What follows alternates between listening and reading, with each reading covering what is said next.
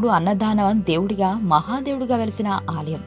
మన దేశంలో ఎన్నో శివాలయాలు ఉండగా త్రేతాయుగం నాటిదిగా చెప్పే ఈ శివాలయం ఎంతో మహిమగల ఆలయంగా ప్రసిద్ధి చెందింది. ఇక్కడ శివుడు 3 రూపాలలో దర్శనమిస్తుంటాడు.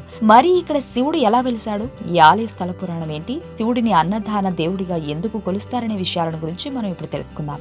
కేరళ రాష్ట్రం కొట్టాయం జిల్లాలో వైకోం ప్రాంతంలో వైకోం మహాదేవ ఆలయం ఉంది.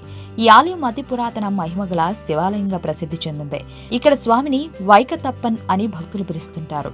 ఇక్కడ శివలింగం త్రేతాయుగం నాటిదిగా చెబుతారు. ఈ స్వామిని అన్నదాన ప్రభువుగా, కరుణా స్వరూప అంటూ భక్తులు కొలుస్తారు. ఈ ఆలయం విశేషం ఏంటంటే, పూర్వమే ఈ ఆలయానికి ఏ మత వారైనా, ఏ కులం వారైనా రావచ్చు అనేది ఉంది. ఇక్కడ ఎలాంటి తారతమ్యాలు ఉండవు. ఇక పురాణానికి వస్తే, పూర్వం ఇక్కడి ఆలయ ప్రదేశంలో స్వామివారు నీటిలో ఉండగా ఈ దారి గుండా వెళుతున్న పరశురాముడు అందులో నుండి వస్తున్న వెలుగును చూసి ఈ స్వామికి గుడి కట్టించి పూజలు చేశాడట. ఈ ఆలయంలో పరశురాముడు ఏర్పరిచిన కొన్ని పూజా విధానాల ప్రకారం ఉదయం దక్షిణామూర్తిగా, మధ్యాహ్నం కిరాతమూర్తిగా, సాయంత్రం సచ్చిదానందమూర్తిగాను కొలుస్తారు. అభిషేక ప్రియుడైన శివుడికి ఇక్కడ ప్రతినిత్యం సహస్ర కళాభిషేకం జరిపిస్తారు. ఇక్కడ స్వామివారికి 2 వర్గాల పూజలు చేయడం విశేషం.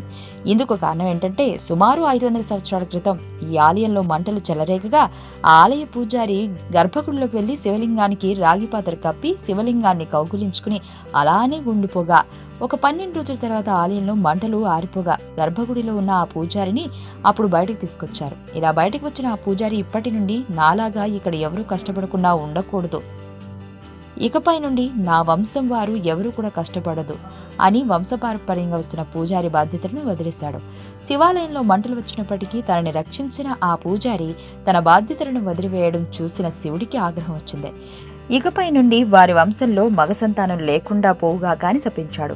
ఆ తర్వాత మరో వంశం వారు ఆలయ పూజారి బాధ్యతను చేపట్టింది. ఇక ఈ ఆలయంలో జరిగే ఉత్సవాలలో మధ్యలను వాయించేవారు ఉచితంగా ఉత్సవాలలో వాయించడానికి ఇష్టపడలేదు.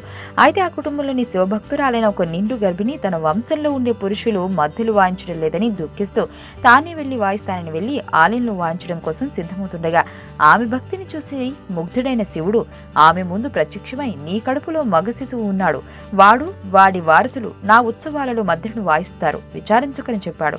ఇక ఈ ఆలయ విషయానికి వస్తే, ఇక్కడికి వచ్చే భక్తులు ప్రసాదంగా అన్నం పెడతారు. ఈ ప్రసాదం తింటే జీర్ణ వ్యవస్థకు సంబంధించిన అన్ని సమస్యలు తొలగిపోతాయని, శివుడు కూడా తమతో కలిసి భోజనం చేస్తాడని భక్తుల నమ్మకం.